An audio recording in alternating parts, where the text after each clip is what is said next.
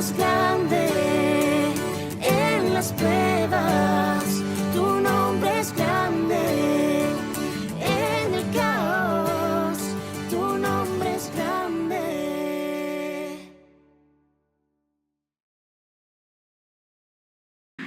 Este mes vamos a estar viendo un tema muy especial. Es un mes de vacaciones, ¿no? Tanto enero como febrero es un mes de mucho descanso, a veces cansancios. Entonces todos queremos salir. Pero saben que este mes vamos a estar compartiendo un tema especial, ¿no? A mí me encanta verlo en la palabra de Dios. Es los retratos de Cristo. Y los retratos que tenemos en la palabra de Dios a través de sus 4 evangelios. ¿Se acuerdan cuáles son los 4 evangelios, no? ¿O se tomaron vacaciones un año? No.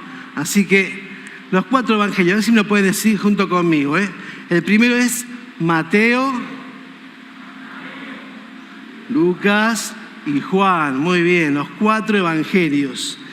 Y algo para poder estar considerando en este mes es cómo cada uno de esos evangelios retrata al Señor Jesucristo. ¿Qué nos puede decir de diferente de los demás evangelios, no? Cuando yo acepté al Señor a los 16 años, me acuerdo que empecé a leer la vida de Jesucristo en los diferentes evangelios y llegó un momento que dije, ¿pero por qué 4 y no uno solo? Pero cuando los empecé a leer en forma más profunda, me di cuenta que los 4 cuentan la misma historia de Jesucristo, no se contradicen entre ellos, pero se complementan con diferentes detalles. Los estudiosos los ven en 2 grupos. Por un lado, Mateo, Marcos y Lucas, que comparten la misma secuencia del Señor, ¿no? La secuencia geográfica. El Señor empieza a servir en Galilea, luego en el norte, seguido por Judea, y termina la historia de los 3 primeros evangelios en la ciudad de Jerusalén. En cambio, Juan, que fue escrito mucho más tarde, él se centra prácticamente toda la historia en la ciudad de Jerusalén. Por eso a mí no podía encajar las historias, ¿no? O las secuencias. Tenemos que pensar que los evangelios no son un relato cronológico. En algunas partes sí, pero no intenta hacer un relato cronológico, sino contar las cosas que han sido maravillosas a los ojos de los apóstoles, como por ejemplo las enseñanzas del Señor. Vemos en los 3 primeros evangelios la persona de Jesucristo, vemos los milagros, las cosas que Él hizo sobre la naturaleza, mucho movimiento en los 3 primeros evangelios. Pero después, cuando vamos al Evangelio de Juan, es una historia un poco más contemplativa, ¿no? Con los discursos del Señor, las enseñanzas. Así que entre los 4 evangelios seguramente vos vas a tener el tuyo, el preferido, pero los 4 se complementan. Y en esta mañana vamos a estar considerando el Evangelio del Rey. El Evangelio del Rey. ¿Cuál será el Evangelio del Rey? A ver, ¿quién arriesga? Mateo, muy bien. Así que vamos a ir a nuestras Biblias, el libro de Mateo, el Evangelio de Mateo. Vamos a explorarlo brevemente y vamos a responder a por qué es asombroso este Evangelio del Rey. ¿Qué tiene de asombroso a diferencia de los otros evangelios? Bueno, algunos datos. Fue escrito entre el 80 y el 100 después de Cristo. Y saben que es muy probable que se haya escrito porque había una tensión entre judíos que rechazaban a los cristianos. Por aquel entonces hubo un concilio donde los judíos acordaron expulsar a los cristianos de las sinagogas. No podían participar los creyentes. Entonces esa tensión iba en aumento y muy probablemente Mateo haya querido registrar la historia de Jesucristo en forma escrita, para que no se perdiera, para que no se tergiversara la historia del Señor Jesús, que Él había sido testigo. Entonces nos preguntamos, ¿para quién escribió Mateo? ¿Para quién? Bueno, viendo todas las citas bíblicas del Antiguo Testamento que encontramos en Mateo, las costumbres, los modos que se usan en la escritura de Mateo, nos damos cuenta que Mateo escribió precisamente para sus paisanos, los judíos. Seguramente judíos ya creyentes o algunos que estaban considerando aceptar al Señor. Así que ahí encontramos unos datos sobre el Señor. Pero yo quisiera responder a por qué es asombroso el Evangelio del Rey. ¿Qué tiene de asombroso a diferencia de los demás? Bueno, varias cosas. Algunas de ellas son pasajes que si vos no los lees en Mateo, no los lees en ningún lado. Es decir, son exclusivos de Mateo. Y vamos a ver, por ejemplo, allí en el capítulo 1, fíjate que cuando comienza en el capítulo 1 dice genealogía de Jesucristo, debajo hay una cita bíblica que te lleva a Lucas. Ese texto no es exclusivo de Mateo, sino que también está en Lucas. Pero cuando vamos al capítulo 2 encontramos un texto exclusivo. Por ejemplo, la visita de los magos. Solamente está en Mateo. Los sabios de Oriente que venían a ver al rey que había nacido, está solamente en Mateo. También sigue ahí la matanza de los niños por Herodes. Herodes queriendo sacar al rey, eliminar al rey, entonces manda a matar a todos los niños menores de 2 años. La huida de José y María a Egipto para cuidar a su hijo también está solamente en Mateo. Encontramos muchos otros textos más. Por ejemplo, en el capítulo 5 es el gran sermón del monte. Claro, ustedes me dirán, no, pero yo lo leí también en Lucas. Bueno, en Lucas está, pero está fragmentado.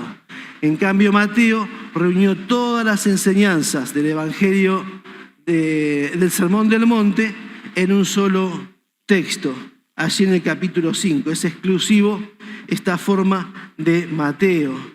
Capítulo 12 habla de la profecía de Isaías, que el Señor Jesucristo era el siervo elegido. Luego hay algunas parábolas que son propias de Mateo, como por ejemplo el trigo y la cizaña en el capítulo 13, la perla del gran precio, la red. Y así hay varios textos que son exclusivamente de Mateo.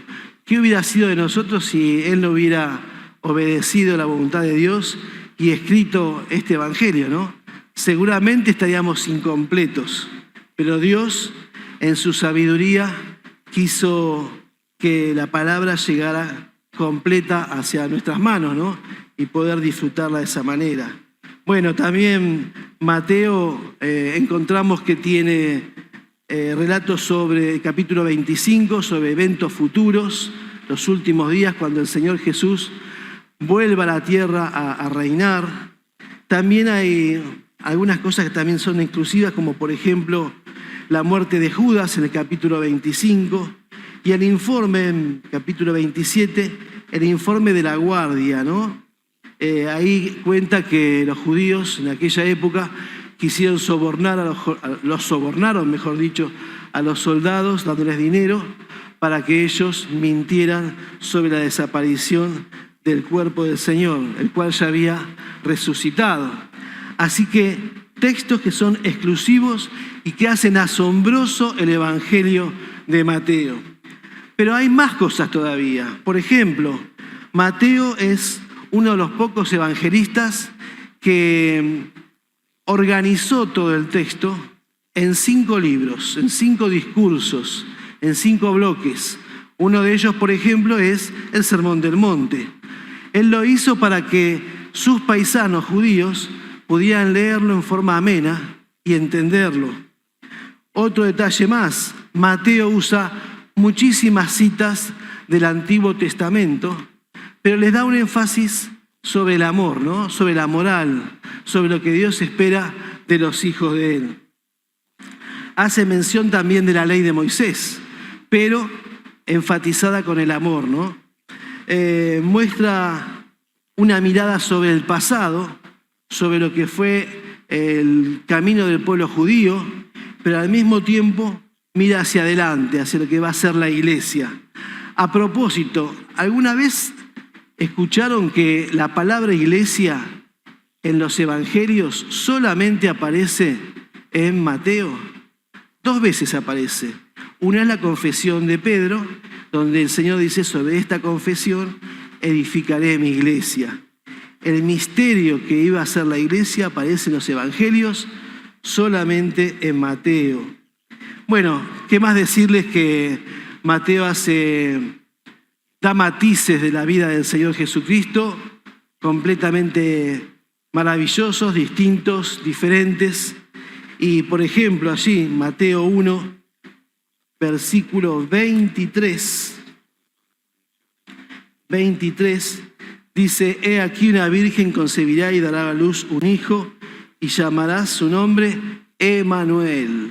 Mateo le dice a sus paisanos: Jesucristo es Emmanuel, es Dios con nosotros.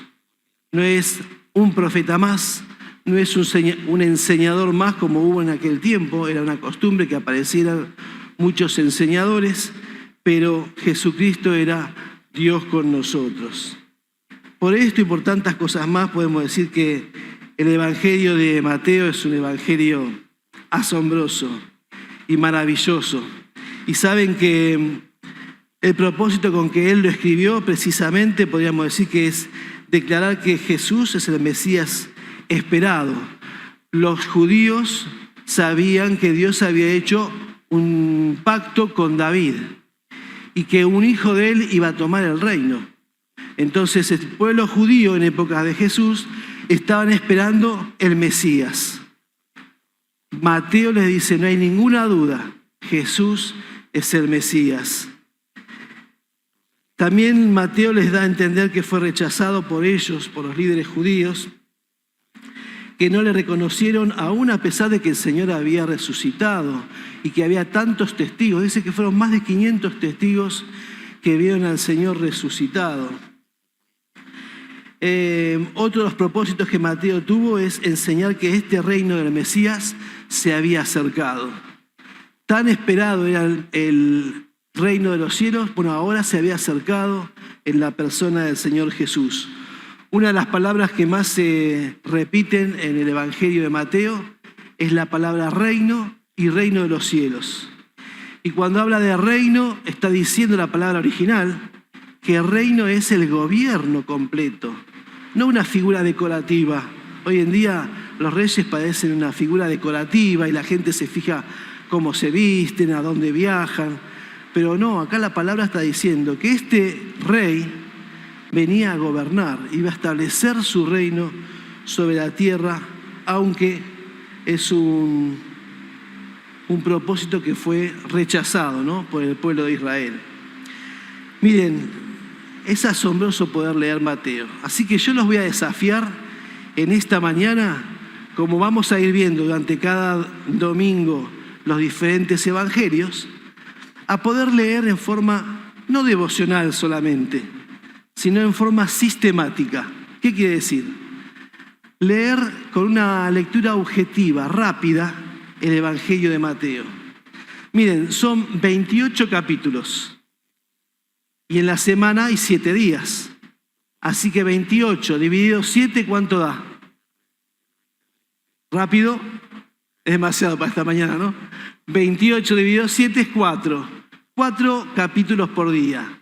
Los lees de recorrido y anotás una idea que Dios te haya hablado a través de esa lectura. Te puedo asegurar que a fin del mes, o a fin de la semana, mejor dicho, vas a tener un pantallazo de este evangelio y que realmente Dios te va a haber hablado de una manera muy especial. Pero en segundo lugar, porque no tenemos mucho tiempo en esta mañana, tenemos que cumplir con las reglas. En segundo lugar, yo quisiera hablar no solamente de datos sobre Mateo, sino por qué lo presenta como el Evangelio del Rey. Bueno, hay muchos detalles que podemos encontrar. Fíjense, capítulo 15, versículo 22. Vamos a ir recorriendo algunos, pero después nos vamos a detener en un solo texto. Capítulo 15, versículo 22. Dice, y he aquí una mujer cananea, o sea, no de Israel, que había salido de aquella región, clamaba diciéndole, Señor, Hijo de David, ten misericordia de mí. Una extranjera reconociendo que este Jesús era el Hijo de David, el Rey esperado. Y como esta expresión, Hijo de David, aparece un montón de veces, muchos versículos donde aparece el Hijo de David, el Rey que venía a reinar. Bueno, habíamos dicho también en el capítulo 2 que los magos o sabios de Oriente venían en busca del Rey, el Rey que había nacido. También el Señor en el capítulo 21, si querés puedes anotarlo, aparece como el Rey triunfante, hace su entrada triunfal como un rey montado sobre un asno, como hacían los reyes de la antigüedad, y la gente dice que cantaba hosanas a Dios en las alturas. Bendito es el que viene en el nombre del Señor. O sea, el Señor hizo su entrada como rey, luego iba a ser rechazado. También, bueno, tenemos el relato de el Señor cuando ya estaba preso de los romanos y se entrevista con Pilato y Pilato le pregunta, ¿no? ¿Eres tú el rey de los judíos? Porque esa es la idea. Él se proclamaba rey, la gente lo reconocía y Pilato le pregunta, ¿eres tú el rey de los judíos? Y el Señor llamativamente no lo niega, sino que le dice, tú lo dices. Bueno, después vemos más adelante en esos pasajes, capítulo 27, 37, donde en la cruz del Señor, en la cruz del Calvario, el Señor es entregado allí y le ponen un cartel, ¿no? Que dice Jesús, Rey de los judíos. Eso fue puesto en forma de burla, como diciendo, Él dice que es el Rey y mirá dónde terminó. Bueno, hay muchos detalles donde podemos darnos cuenta que Jesús es presentado como el Rey. Por eso llamamos que Mateo es el Evangelio del Rey. Termina el Evangelio diciendo en el capítulo 28, el Rey mismo dice, todo poder me es dado sobre la tierra. Por tanto, id y haced mis discípulos, bautizándolos en el nombre del Padre, del Hijo y del Espíritu Santo. ¿Sabes? En todo este Evangelio, el Evangelio del Rey, encontramos que el Señor Jesús se pasea por todo ese registro, por toda esa historia, con toda autoridad de Rey. Él no venía a pedir permiso, sino Él venía a tomar lo que era suyo, su lugar de gobierno, su lugar de gobernante como un rey, como el hijo del rey David.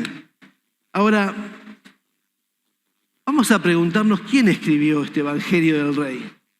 Y lo vamos a encontrar, la respuesta, precisamente en el capítulo 9. Y este es el texto donde yo quería parar un poco y poder considerarlo. Y seguramente vos puedas marcarlo y después en casa estar viéndolo con más detalle.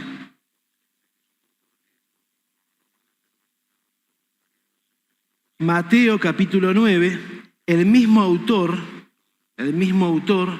va a contar su historia de cómo el rey se detuvo frente a él. El rey Jesucristo se detuvo frente a Mateo. Y dice así, pasando Jesús de allí, vio a un hombre llamado Mateo que estaba sentado al banco de los tributos públicos. Ahora yo me pregunto, si textos atrás dice que el Señor Jesús venía con multitudes que lo seguían, que Él venía haciendo sus enseñanzas, sus milagros, sus curaciones, ¿por qué se detuvo frente a una persona? Es algo que alguna vez cuando estemos frente a Él vamos a preguntarle. Porque Mateo no era precisamente una persona encumbrada, una persona no sé qué podría decir, una persona muy respetable. No, al contrario. Ahí dice que estaba sentado al banco de los tributos públicos. Yo pensaba, ¿no? Si esto hubiera sido escrito por una mujer, seguramente hubiera contado todos los detalles de cómo estaba el Señor, cómo era la gente, qué pasaba ahí. Bueno, Mateo es muy objetivo. Él su historia con el Señor la cuenta objetivamente y muy rápidamente. Ahora, no por eso es menos profunda, sino por el contrario. Él dice que estaba sentado al banco de los tributos públicos. Y esto significa que él era un publicano, era un recolector de impuestos. ¿Cómo era el tema? Bueno, Roma había conquistado Israel. Entonces, el pueblo conquistado tenía que pagarle impuestos al vencedor. Ahora Roma, en vez de ellos mismos cobrarle impuestos a los israelitas o a los judíos, mandaba o contrataba los mismos judíos para que ellos cobraran impuestos a sus paisanos. Llamativo, ¿no? ¿Qué piensan ustedes que el mismo pueblo haya pensado de esos contratados? ¿Los habrán querido, respetado? No, nada que ver. Al contrario, el concepto que ellos tenían de los publicanos era que eran gente inescrupulosa, gente odiada, gente traidora a la patria. Sumado a eso, había otra cosa más preocupante todavía, y era esta, que los publicanos no solamente cobraban el impuesto para Roma, sino que cobraban de más. Entonces ese importe de más se lo guardaban, ¿no? Se lo guardaban en el bolsillo y de esa forma hacían su propia fortuna. Por eso eran odiados por todo el pueblo. No era gente apreciada, sino gente despreciada, excluida. Tanto es así, por ejemplo, que cuando algunos de ellos van a Juan el Bautista para ser bautizados, Juan los bautiza. Pero ellos le preguntan, ¿y qué haremos ahora, maestro? Entonces Juan le responde, cobren solamente lo que corresponde, no cobren de más. O sea, hagan su trabajo, cumplan con la ley, pero no lo hagan de más, no cobren usura, que era lo que ellos hacían. Así que ya te digo, los publicanos estaban muy, muy mal vistos. Saben que a lo largo del Evangelio aparecen mencionados muchas veces y siempre están asociados con otro grupo excluido. Por ejemplo, en Mateo, no lo vamos a buscar, pero Mateo 21:32, el Señor habla de publicanos y mujeres de la calle. Y cuando habla de ellos dice, si bien están excluidos, de entender, si bien están excluidos, ellos van a entrar primero al reino de los cielos, porque ellos aceptaron el mensaje, confiaron, pusieron su fe en Jesucristo. En cambio, los religiosos, con tanto conocimiento, no lo hicieron así. Ahora, también aparecen los publicanos, muchas veces asociados con los gentiles, gente también excluida. Están asociados con los pecadores, gente que los religiosos consideraban que no tenían que estar con ellos. Y una cosa más, los publicanos eran considerados impuros por los líderes, entonces no podían participar de las liturgias, de los cultos de ellos. Así que con ese cuadro podemos estar diciendo, ¿no? Es llamativo que el Señor Jesús, el Rey que venía a reinar, se detiene frente a una persona que era publicana, una persona que era despreciado y que era apartado de la sociedad. Y ahí podemos decir, hermanos, que solo la gracia de Dios puede hacer algo de alguien despreciado, de alguien que está excluido por la sociedad, algo realmente valioso para el Señor. Solo la gracia de Dios. Y ahí avanzando en el relato, estamos en Mateo 9:9, donde decíamos, pasando Jesús de allí, vio a un hombre llamado Mateo que estaba sentado al banco de los tributos públicos y le dijo el Señor: sígueme. Y miren la respuesta de Mateo. Dice, y se levantó y le siguió. Nada más. Y se levantó y le siguió. Nada más y nada menos. A ver, ¿quién de nosotros, para poder renunciar a un trabajo, lo piensa, ora, pide consejos? Yo creo que la mayoría, ¿no es cierto? Nadie dice, hoy voy a renunciar a mi trabajo. Cuanto menos este hombre que tenía un trabajo con el gran imperio romano.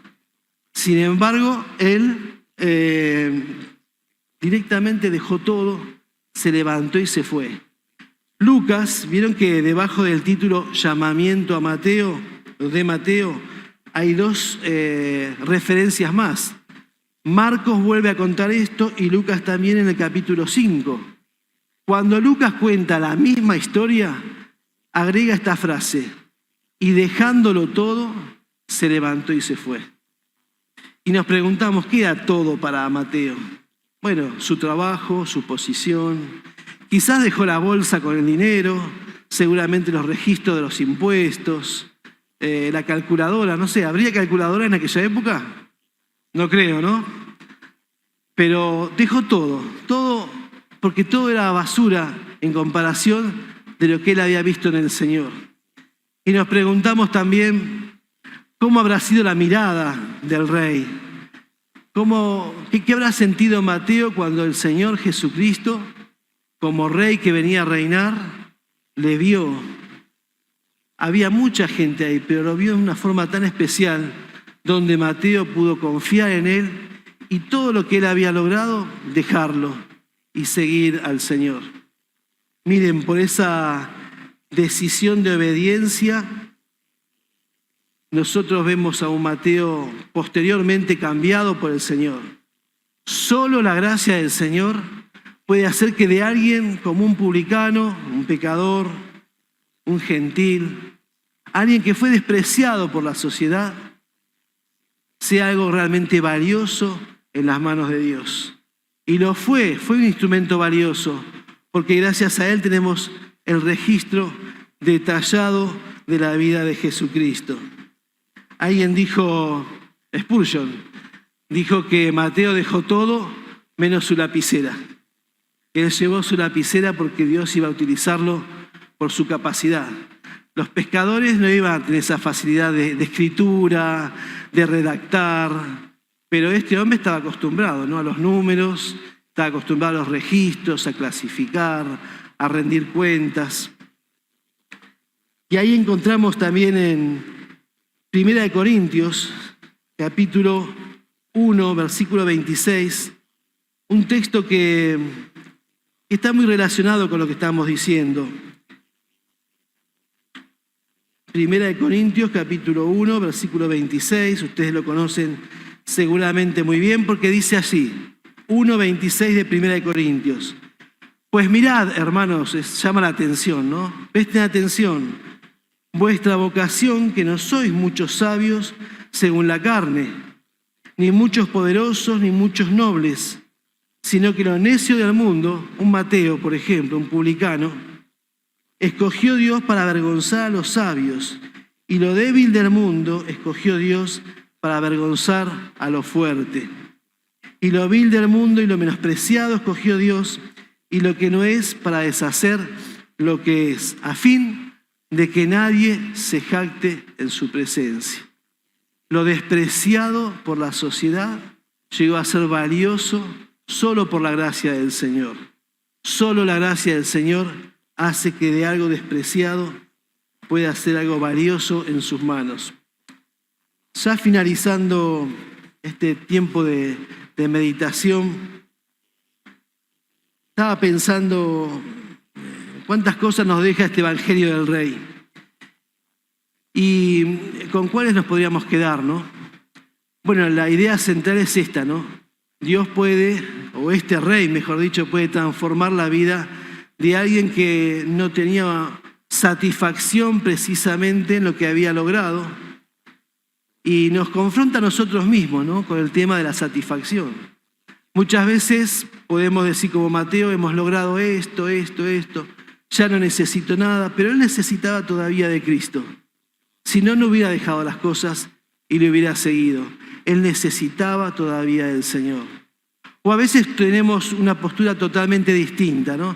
Decimos, las cosas me van mal, siempre llego al final de todas las cosas, a los otros les va mejor y a mí siempre me cuesta todo el doble. Muchas veces caemos en estas frases, ¿no? ¿Nos creemos todo o no nos creemos nada? Y sin embargo el Señor quiere que, en vez de pensar en nosotros mismos, que podamos depositar toda nuestra confianza y nuestra fe en Jesucristo. Él es la satisfacción. Él es el único que nos puede satisfacer. A Mateo le ocurrió de esa manera. Él, que pensaba que no era feliz con lo que él había logrado y era despreciado por la sociedad, porque vos podés tener mucho dinero, pero si la gente te da vuelta la cara, es duro, ¿no es cierto?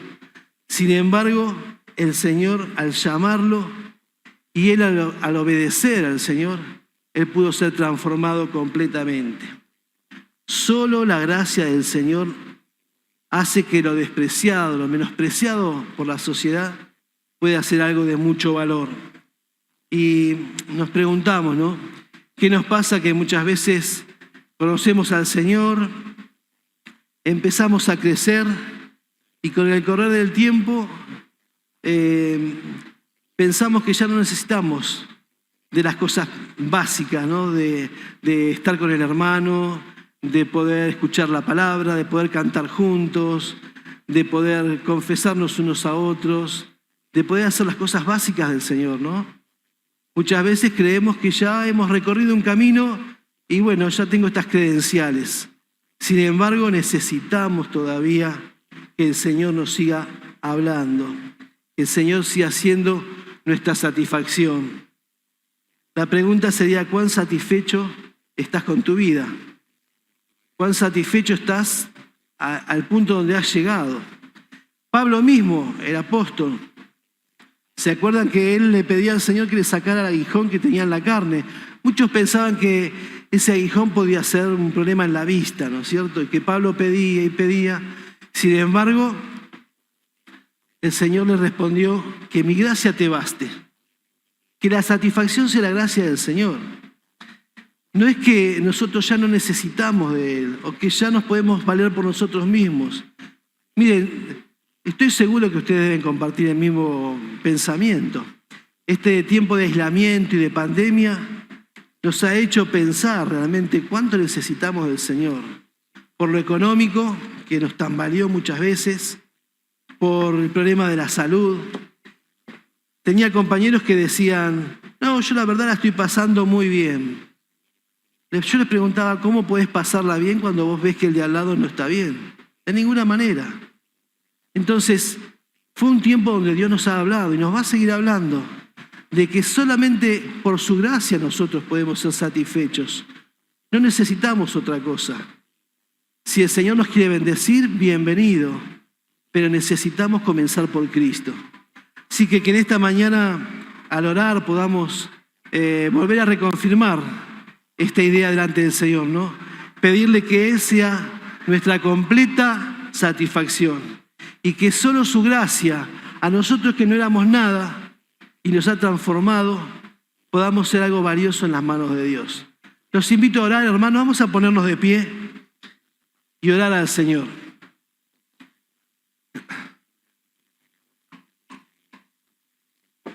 Y así con los ojos cerrados, quizás hay alguna persona que viene por primera vez o alguna persona que todavía no se ha encontrado con ese rey que vino a reinar y que quiere reinar en su vida. Ojalá que en este momento pueda hacer una oración breve y decirle, Señor, reconozco que te he fallado, reconozco que soy pecador delante tuyo y necesito que ese rey entre en mi corazón. Vamos a orar. Y así en la oración decirle, Señor, necesito reconocerme pecador delante tuyo y necesito que tú seas mi Salvador. Te pido, Jesucristo, que me perdones y que seas mi Salvador personal. Y Padre, queremos agradecerte en esta mañana, Señor, agradecerte porque ese rey que venía a reinar y que fue rechazado, Señor, un día apareció en nuestras vidas.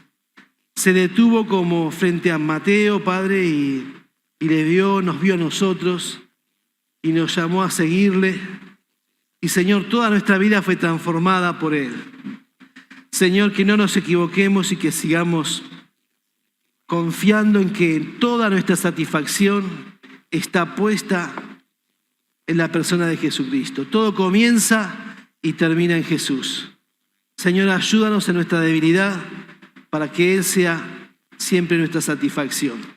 Te lo pedimos, te damos gracias. Gracias por este tiempo, Señor, con tu palabra. Y gracias por una persona que obedeció como Mateo, Señor, al mandato del Señor o a la orden del Señor de seguirlo y ser transformado en sus preciosas manos. Te damos gracias y oramos en el nombre del Señor Jesús. Amén. Podemos sentarnos. Tu nombre es grande en las